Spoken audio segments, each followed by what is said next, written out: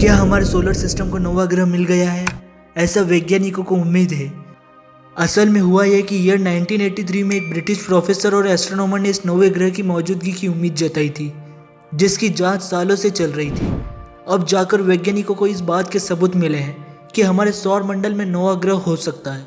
इस खबर से उन लोगों को खुशी होगी जिन्हें प्लूटो के ड्वार्फ प्लेनेट बनने और सोलर सिस्टम से बाहर निकाले जाने का दुख था।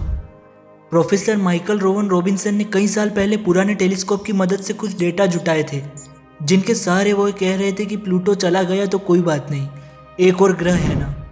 उन्होंने नौवे ग्रह की थ्योरी ईयर 1983 में दी थी। जिस टेलीस्कोप से उन्होंने डेटा उठाया था उसका नाम इंफ्रारेड एस्ट्रोनॉमल सैटेलाइट था। यह पहला ऐसा सैटेलाइट था जो रात के समय इंफ्रारेड स्पेक्ट्रम के जरिए नई ग्रहों की खोज करता था। यह मिशन कुल मिलाकर 10 महीने तक चला था।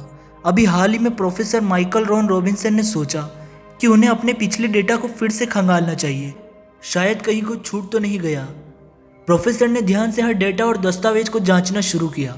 उन्होंने उन ग्रहों पर ध्यान देने की कोशिश की जो एक जगह से दूसरी जगह धीमी गति से मूव कर रहे हैं। सूरज के चारों तरफ चक्कर लगाने की वजह से हमें हमारे ग्रहों की स्थिति हमेशा बदलती हुई दिखाई देती है। इसे पैरालेक्स कहते हैं। प्रोफेसर माइकल ने 1983 के जून, जुलाई और सितंबर महीनों के डेटा को देखा। बस यहीं पर उन्हें अपने काम की चीज़ मिल गई। उन्होंने बताया कि नया ग्रह धरती से 3 या 5 गुना बड़ा हो सकता है। यह धरती से सूरज के बीच की दूरी की तुलना में 225 गुना ज़्यादा दूरी पर हमारे सौर मंडल में चक्कर लगा रहा है। इसके बाद प्रोफेसर माइकल ने अपनी एक रिपोर्ट जर्नल में प्रकाशित करवाई।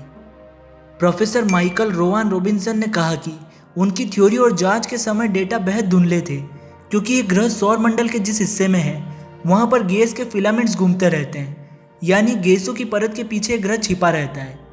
प्रोफेसर माइकल ने अंतरिक्ष विज्ञानी से लगातार रिक्वेस्ट की कि ड्वार्फ प्लेनेट प्लूटो के पीछे जाकर खोज करनी चाहिए। इसके बाद प्लेनेटरी साइंटिस्ट माइक ब्राउन ने कहा कि जब कोई ग्रह आपको दिख नहीं रहा, उसके हल्के फुल्के सबूत और धुंधले डेटा के आधार पर भविष्यवाणी करना आसान नहीं होता। लेकिन प्रोफेसर माइकल की भविष्यवाणी सही होती दिख रही थी, क्योंकि एक क्षेत्र में विकसित ग्रेविटेशनल फोर्स की वजह से आप वहां पर मौजूद वस्तुओं की पहचान कर सकते हैं। माइक ब्राउन ने कहा कि नौवे ग्रह की खोज एक आकस्मिक घटना है। ये ठीक वैसे ही हुआ है जैसे दशकों पहले प्लूटो ग्रह के साथ हुआ था।